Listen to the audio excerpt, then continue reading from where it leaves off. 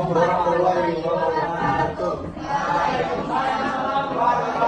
Kami dari kelompok 2 akan melanjutkan presentasi dari kelompok 1 yaitu tentang alkohol. Yang pertama adalah isomer alkohol. Terus ada isomer rangka beda. Itu gugus OH tetap posisinya.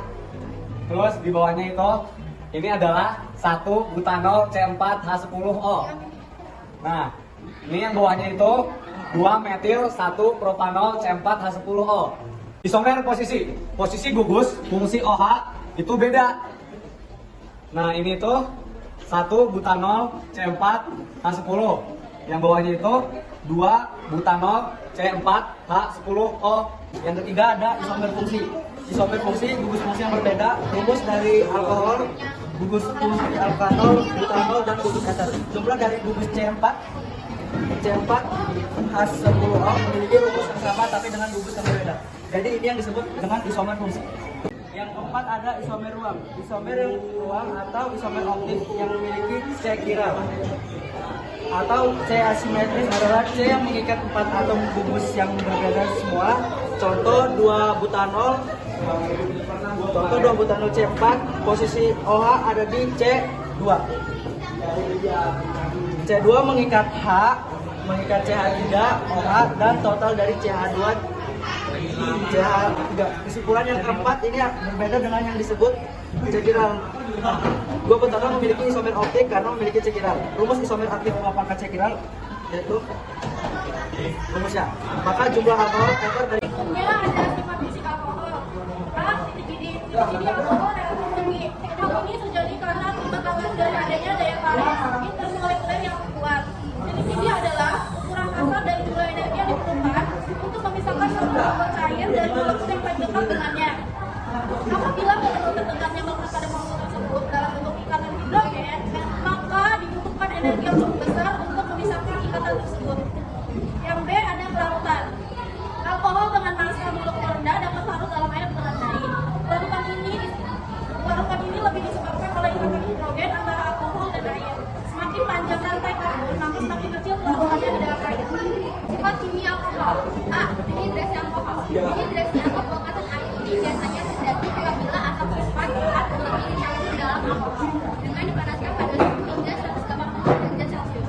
Gugus hidroksil akan melepas dan atom hidrogen dari semua karbon terdekatnya juga terlepas dan membentuk senyawa panas. Pada keadaan lain, dengan derajat atom fosfat lepas dan pemanasannya dilakukan pada suhu 140 derajat Celcius, maka akan menghasilkannya senyawa etan. Ada 2 molekul alkohol yang terjadi dalam reaksi ini. Alkohol pertama melepaskan gugus hidroksi dan alkohol kedua melepaskan atom hidrogen. Dan B. Oksidasi alkohol. Reaksi oksidasi alkohol bisa menghasilkan senyawa aldehid, asam karboksila atau alkohol tergantung jenis alkohol dan beberapa kali dioksidasi kimia. Alkohol primer mengalami oksidasi yang menghasilkan aldehid, mengalami oksidasi dan juga menghasilkan asam karboksila. Selanjutnya alkohol sekunder mengalami oksidasi kemudian menghasilkan ketonan. Alkohol tersier bisa mengalami oksidasi dan terjadi reaksi. Sifat kimia alkohol. C. Reaksi alkohol dengan natrium dan kalium. Alkohol kering yang tidak mengandung air dapat direaksikan dengan logam natrium maupun kalium sehingga atom H dari gugus OH digantungkan dengan logam tersebut sehingga membentuk Na alkoholat. Sifat kimia alkohol. Esterifikasi. Alkohol dengan asam alkanoat dapat membentuk ester. Reaksi ini sering disebut dengan reaksi esterifikasi. Yang terakhir ada identifikasi alkohol. 1. Reaksi Lucas membedakan alkohol primer, sekunder, dan tersier. Alkohol tersier bereaksi sangat cepat pada suhu tambah. Alkohol sekunder bereaksi dalam waktu beberapa menit. Alkohol primer bereaksi jika dipanaskan. Yang kedua itu reaksi Deondel klorida membentuk alkyl sulfur yang kurang stabil sebab mudah berubah menjadi klorida dan gas SO2 dengan pemanasan. H2SO4 mengalami dehidrasi menjadi alkena. Alkohol tersier terhidrasi lebih cepat dibandingkan alkohol sekunder dan primer dengan jumlah atau karbon yang sama. Dan terakhir ada oksidasi membentuk senyawa karbonil. Alkohol tersier tidak teroksidasi, alkohol sekunder teroksidasi membentuk keton, alkohol primer teroksidasi membentuk aldehid. Oke. Oke, yang terakhir ada penggunaan alkohol dalam kehidupan sehari-hari.